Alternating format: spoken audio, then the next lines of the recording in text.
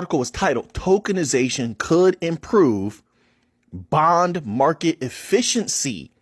Hong Kong regulator says. And see, once again, Hong Kong. Man, listen, they're going to play a major part in the new financial system, just spreading like wildfire in the future.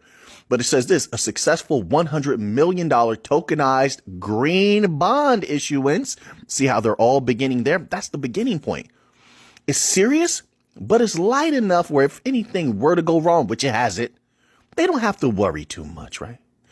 Green bond issuance earlier this year has convinced the Hong Kong Monetary Authority to continue exploring tokenization to improve financial markets. So the markets need what the DLTs are offering. They need what Stellar's offering. This is why the BIS began with Stellar with their issuance of their green bond. This is tokenization where real world assets are converted into blockchain-based tokens, has the potential to enhance efficiency, liquidity, and transparency in bond markets. Stellar is smart. A lot of people don't want to believe it. And listen, you can believe what you want. I'm not here to convince anybody. This is what I found, and I'm reporting on it. That's it.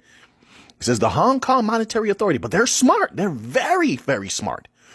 It says Hong Kong Monetary Authority said in a Thursday report, the comment follows a successful $100 million tokenized bond issuance in February. Okay, so now let's move on to a little bit more proof that the tokenization of bonds, treasuries, this is going to be huge. But let's go here another little bit. This here is from businessinsider.com. It says here, let me scroll up just a bit.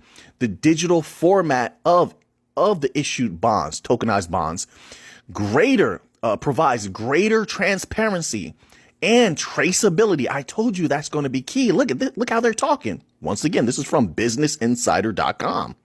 So it's serious business. No pun intended. Although it did make me chuckle a bit. Anyway, it says, and traceability as well as speedier transactions and settlements, according to the bank.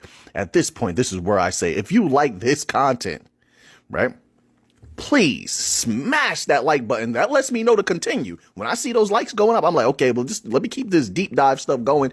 It's worth it. Smash that like button. And if you haven't already, please join our family. We're on the train to 100K subscribers. Choo choo, hop on the train and subscribe. Please subscribe to the channel. Tell your family members to subscribe. Tell your boss to subscribe. Tell the dude who delivered the donuts to subscribe. Every day I'm gonna come up with something new, something new that makes me laugh of who I'm gonna tell you to tell to subscribe. Anyway, let's get back to this excellent information. The bond issuance was, quote, also, wait, we skipped a part. Traceability as well as speedier transactions and settlements, according to the bank.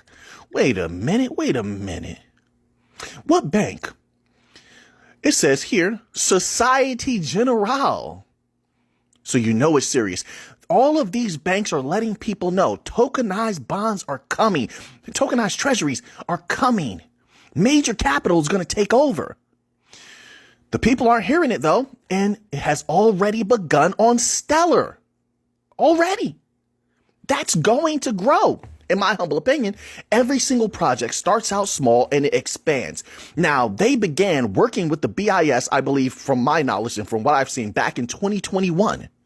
That's when things started getting serious. Let me put it that way. And it has continued. So they're obviously satisfied with the product. If they're satisfied with the product, the only next logical step could be that it grows.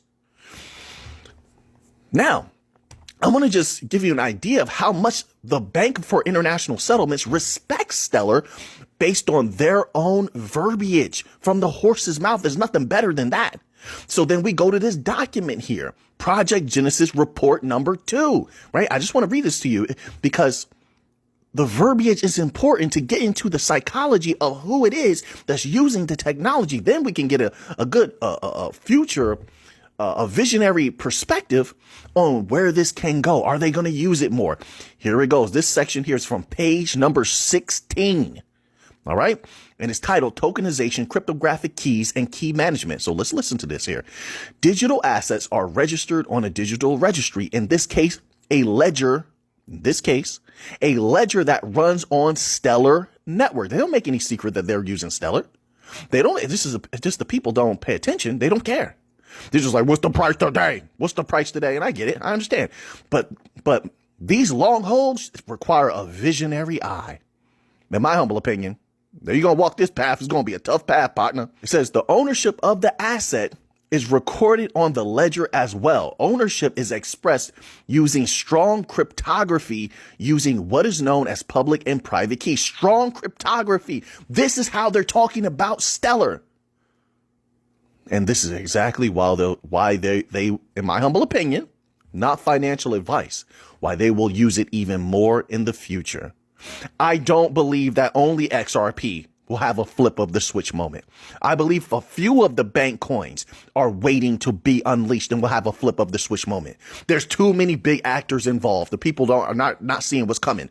When you have clarity across the board, like the banks requested, when you have clarity across the board, like the Bank for International Settlements separately is calling for, well, they're using the phrase global regulation of global regulatory environment, a unified ledger, which really, if you look at their model, is not unified. It's just what they mean is they want everyone on one accord, because everything will be customized, which is where interoperability comes in. Which is why Stellar was telling the White House, we have what you need for interoperability, which is why Danelle Dixon of Stellar, the leader of Stellar, was telling the World Bank, hey, we have what you need for interoperability.